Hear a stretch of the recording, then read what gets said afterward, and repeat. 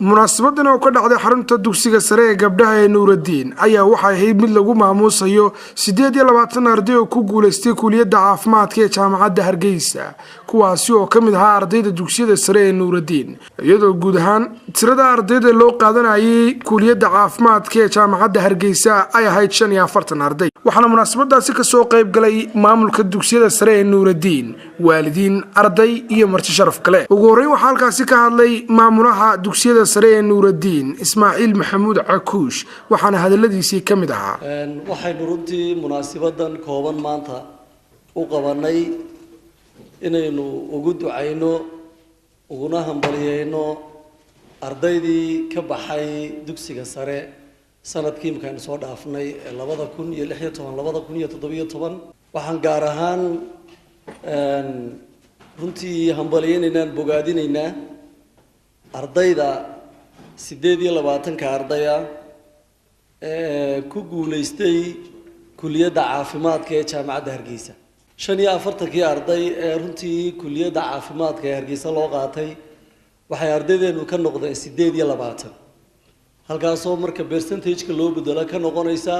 63%. sidoo kale waxa isaguna halkaasi ka hadlay ku-xigeenka diinka ee kulliyadda caafimaadka ee jaamacadda Hargeysa Dr. Ayaanle Axmed Xuseen waxaana uu yiri farxad gaar ah ay tahay inaan ka soo qayb galo xafladan gaarka ah lagu soo dhaweynayo ardayda ka soo beertay kulliyadda caafimaadka ee jaamacadda Hargeysa aad baan u soo dhaweynaynaa dhammaan kulliyadda caafimaadka ee jaamacadda Hargeysa marka kulliyadaas inta leeg waxtarka inta leeg ka muuqdo inaad ka mid noqotaan ardayda ka soo baxday dugsiyada Nuuraddiin farxad weyn iyo qiimo weyn bay runtii noo tahay waan idinku soo dhaweynaynaa si sharaf leh baan idinku soo dhaweynaynaa waxa isaguna halkaasi ka hadlay suduwaha wasaaradda diinta iyo waqaafta ee gobolka Maroodijeex Sheekh Maxamed Ibrahim Jaamac ardayda loo qabtay maanta xafladan Ilaahay subhanahu wa ta'ala u fudaydiyay dadaalkooduna uu soo gaarsiiyay inay ka mid noqdaan dhakhaatiirta mustaqbalka ee kulliyadda caafimaadka ee jaamacadda Hargeysa sanadkan bilaabay gabagabadii waxa munaasabadaasi ka hadlay qaar ka mid ah ardayda ku guuleystay kulliyadda caafimaadka ee jaamacadda Hargeysa kana tirsanaa dugsiga Nuuraddiin iyo macallimiinta wax ka dhiga dugsiyada sare ee Nuuraddiin aniga maanta waxay tahay farxad gaar ardayda maanta halkan fadhida oo ah ardayda ku guuleysatay in ay ka mid noqdaan 45 arday oo jaamacadda Hargeysa ay tartan u gelisay 600 arday inaad ka soo dhex baxdaan ay taasina muujinayso in anigoo ah macallinkii biology-ga si gaar ah ay taabanayso maadadeedii in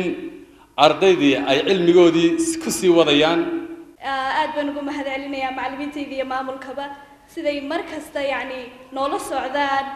anagoo ka tagnay iskuulkii haddana wali nooga warhayaan insha Allah waxaan codsanayaa inay noo duceeyaan maaha markii horeysay dugsiyada sare ee Nuuraddiin ay kaalmaha hore ka galaan tartanka loo galo kulliyadda caafimaadka ee jaamacadda Hargeysa iyadoo tartanku uu dhex maro in ka badan 400 arday Ayuub Ibrahim Faarax Home Cable TV Hargeysa.